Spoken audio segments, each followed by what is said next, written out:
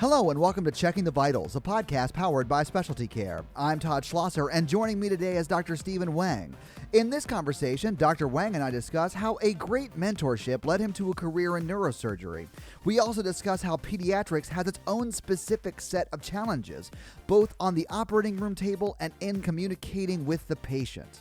Enjoy the conversation. I'm Todd Schlosser, and I'm joined today by Dr. Stephen Hwang, attending spine surgeon at Shriners Children's Hospital. And I wanted to talk to you today about sort of what got you into healthcare, how you ended up where you ended up, and why you love the work that you do. So let's start out with sort of how you got into healthcare. So what was it that sort of drove you into a career in healthcare? Mostly it's mentorship. I think when I started in college, I was thinking about medicine, thinking of a lot of different options, and I found that along the way, I just had good mentorship that helped guide me down certain paths.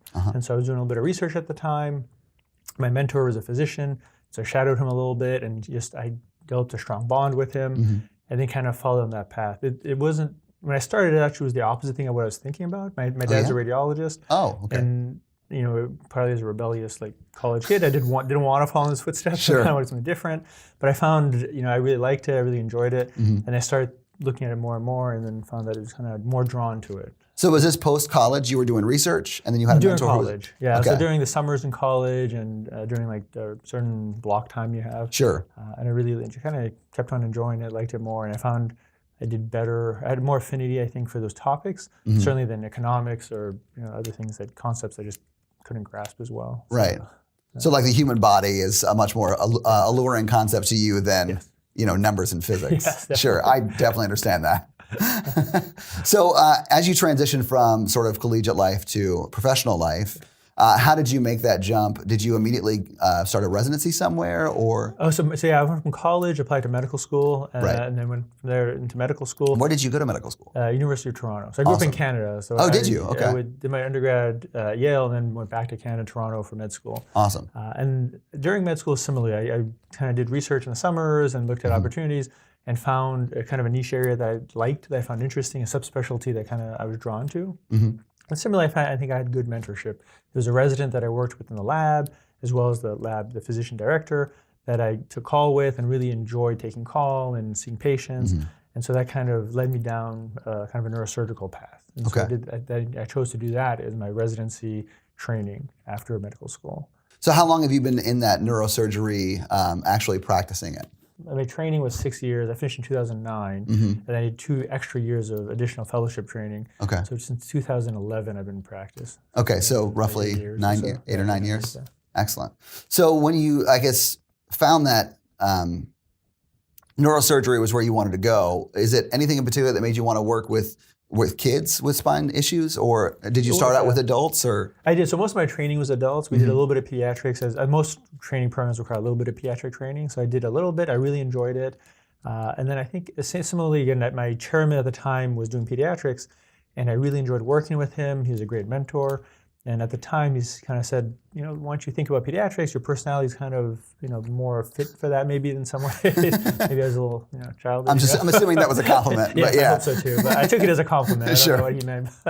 But so it kind of led me down the pediatric path. And then I did a fellowship in, I was planning to do pediatric fellowship in neurosurgery. Right. Before that, I actually came here and did a pediatric spine fellowship for a year.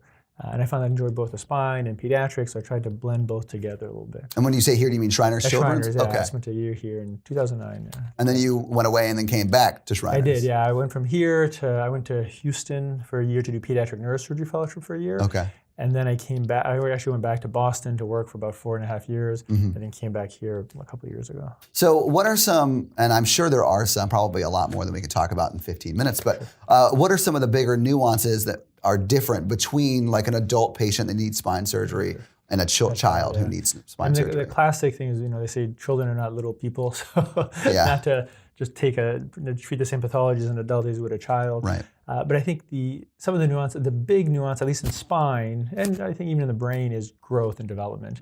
So the younger the child is, more potential for growth, more potential for development, and we have to take that into account when we try to treat the underlying medical problem. So if they come in with a certain pathology, if we just try to say scoliosis, we just straighten them when they're really young.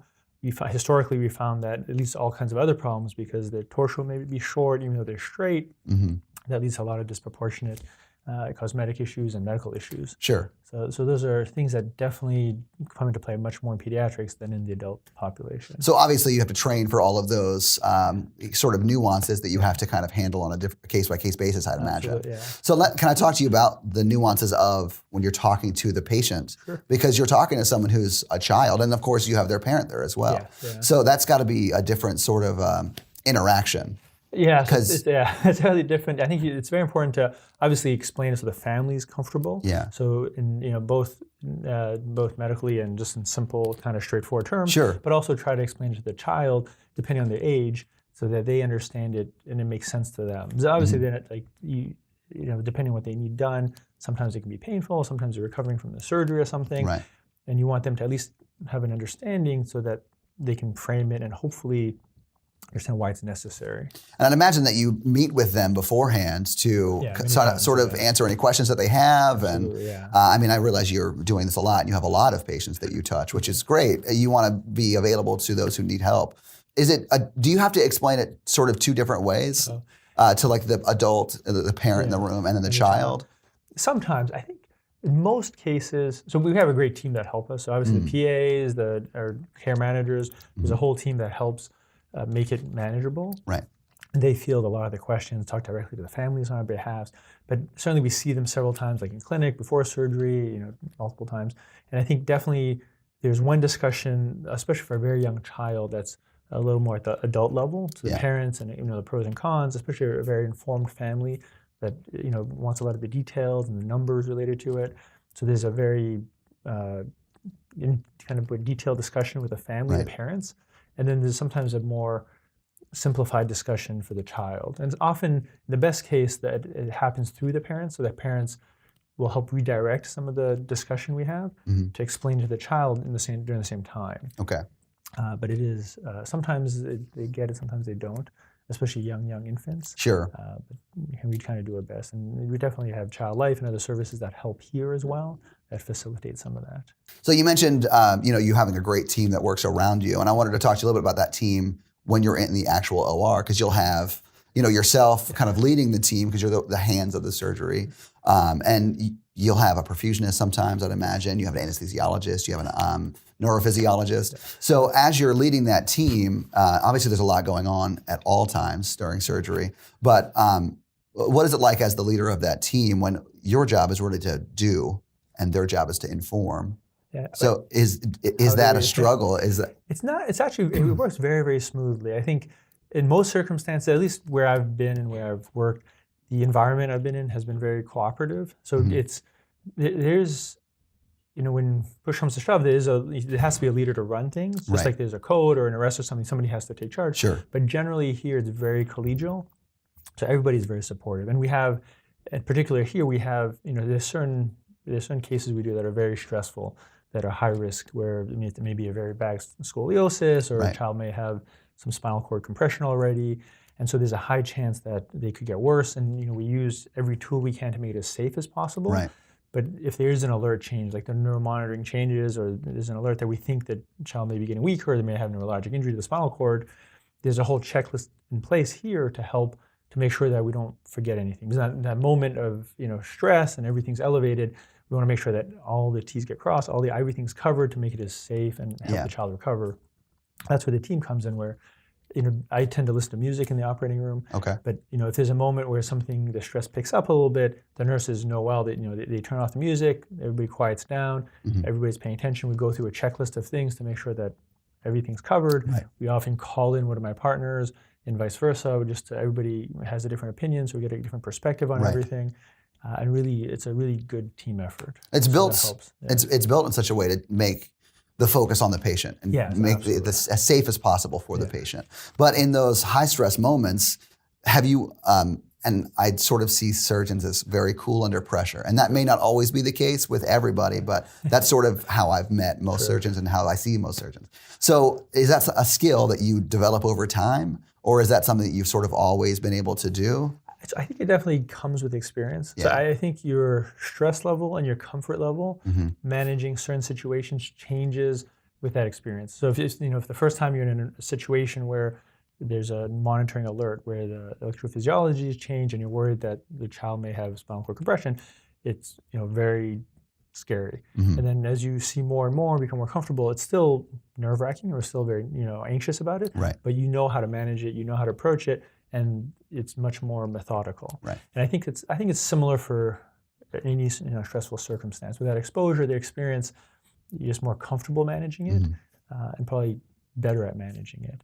But it is it's still scary. And, but I think there's definitely some component that I think is built into your personality a little bit as well. Yeah. But I think some people also tend to manage stress, not say better, but differently, more calmly perhaps, whereas others may not. Yeah. And I've worked with colleagues that I love, at different places, and mentors that I've worked with, and everybody responds kind of differently to those stressful moments.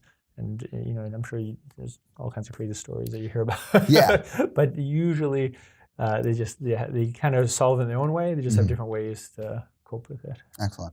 So you mentioned when we were setting up here, when we were talking, that you do some mission work, and I wanted to ask you a few questions about that. So where is it that you go on these mission trips? So we go regularly, in kind of collaboration with my the Shriners organization and this organization WPP that I collaborate with. That we tend to go to St. Vincent's. So we go 1 week a year to St. Vincent's, and we're trying to build and kind of develop a program in Guatemala now. Just because there's a lot of basically untreated children in Guatemala. Yeah. In the past, we've gone to Cambodia, Barbados, and all this sounds more like a vacation place, but we haven't gone. Well, you're there to work. Yes, it's not all fun and games. Yeah, absolutely. Nice. So when you're there, are you doing spine surgeries on children in need, I'd imagine? Yeah, so mostly the countries are children who haven't had care or don't have access to care. Right. We'll bring same thing. We'll bring a whole team down. So there's people we trust, we work with, both from a scrub tech in the OR, the neuromonitoring specialist, the physiologist, the anesthesiologist. So they have none of that infrastructure down there? No, so it depends. Place by place is different. So some places have local anesthesiologists we use. Some people. Most of the countries don't have neurophysiologists, and some of them obviously they have their local nurses and scrub techs. So there's different variability in the infrastructure available, but also the comfort level and the experience is varied. So in Guatemala, we're trying to set up. Right now, it's just still very preliminary. We're taking a look at the place, looking at the site, the infrastructure, but hopefully you identify a site in a hospital we feel is safe to perform the surgeries, and then train kind of our equivalent compatriot down there. So if my goal would be to train a local surgeon down there and have a scrub tech train a local scrub tech down there. And so it's a teaching tour as much as it is a surgery. So the goal is to treat the children, but also train local physicians to be comfortable performing the same surgeries so that they can take over, X number of years down the road. But it's always very rewarding. So in any sort of industry to be able to give back at what you're good at doing and what you may normally get paid at doing. It's nice to be able to give back at that skill, especially one so highly trained. So to that end, I wanted to ask you, and we'll kind of close on this question, if you could give advice to someone who's looking to enter the field of that you're in, or really the medical field in general, what advice would you give them? I think a lot of people are. So a lot of physicians, you hear them say, don't go into medicine. I would say I think I love what I do. And I think most physicians who are happy, I think, enjoy what they do. So I think most importantly, find something you're passionate about and find something you enjoy doing. I think the rest, for the most part, will kind of fall in place. If you love what you do, you'll be happy doing it no matter what. And it's not a chore to do the training or go through all that. It can be tough at times, certainly, but it's worth it as long as you're happy doing it and you enjoy it. Awesome. Well, thank you so much, Dr. Stephen Hwang. I appreciate it. Thank you for listening to Checking the Vitals. If you enjoyed the content we provide, please leave us a 5-star rating and review. It really does help people find the show. And make sure you subscribe so you hear our interviews with healthcare innovators every Monday.